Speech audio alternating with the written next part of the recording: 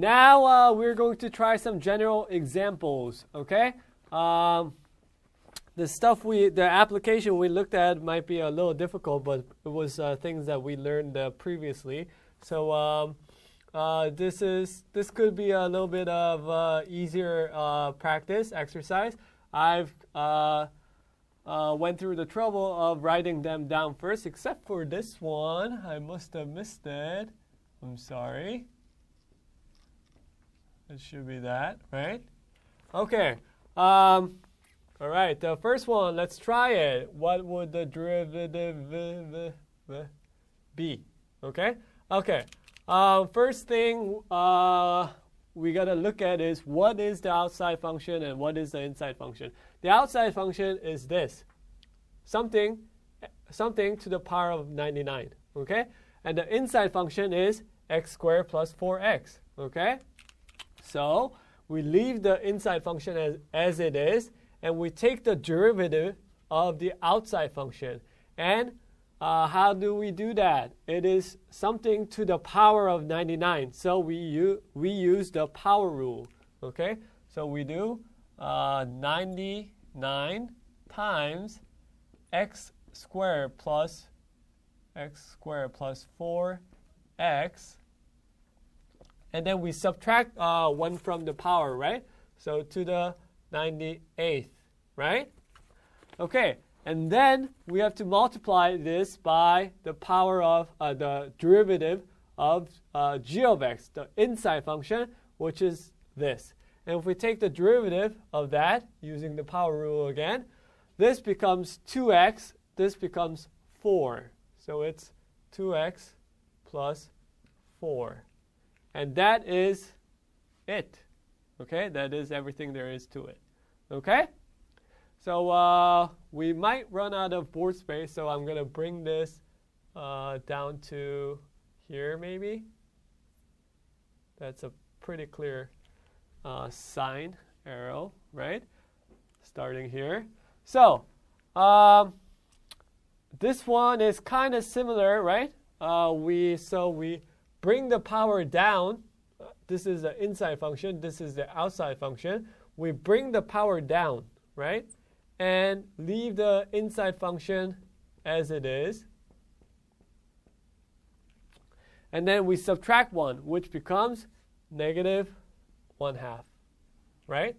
And then we multiply by the derivative of the inside function, which is 1 becomes 0, and e to the x, the derivative of e to the x is itself. So it becomes 1/2 e to the x times e to the x plus 1 to the power of negative 1/2. Okay? Pretty simple. Okay? Why am I keep saying okay? It's a habit, teaching habit. Okay, let's look at this one. This one is a little more complicated because we learned how to differentiate exponential function, right? We have to use that rule, exponential function. If we do derivative of, say, derivative of a to the x equals a to the x times ln a. Remember that? We learned that a few lectures back, okay, when we were learning the power rule. So how would we apply this here along with the chain rule, okay? First, the outside function is 2 something, right? A to the x, in the form of a to the x. And then inside function is e to the 3x, okay? So first, we just apply this rule first, okay? This is because this is outside function, that outside function rule that we have to apply. So we do, we leave the inside function where it is. 2 to the e to the 3x, okay? And then ln 2, right? a is 2. And then we multiply this by the derivative of the we multiply it by the derivative of the inside function, which is e to the 3 to the x. Okay, so it becomes we apply the chain rule here again. So it becomes 3 e to the 3x. So in total, it becomes 3 e to the 3x. I'm just rearranging here. Times 2 to the e to the 3x times ln 2. Okay? Okay. You could say this one was a little more complicated. Okay? Okay. Next one is this one is actually similar to the first one and the second one, so it's pretty simple. We bring the power down, right? This is the outside function, something to the power of 5.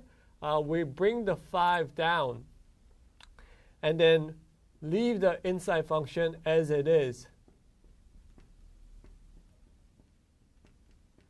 And then subtract 1 according to the power rule, so it becomes to the power of 4.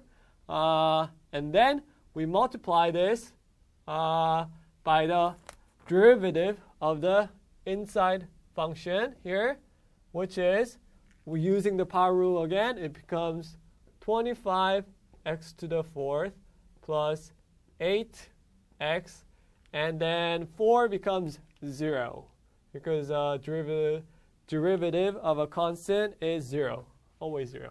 Okay, so that is it. You can try simplifying it, but I wouldn't if I were you. It would be a pain, very much a pain.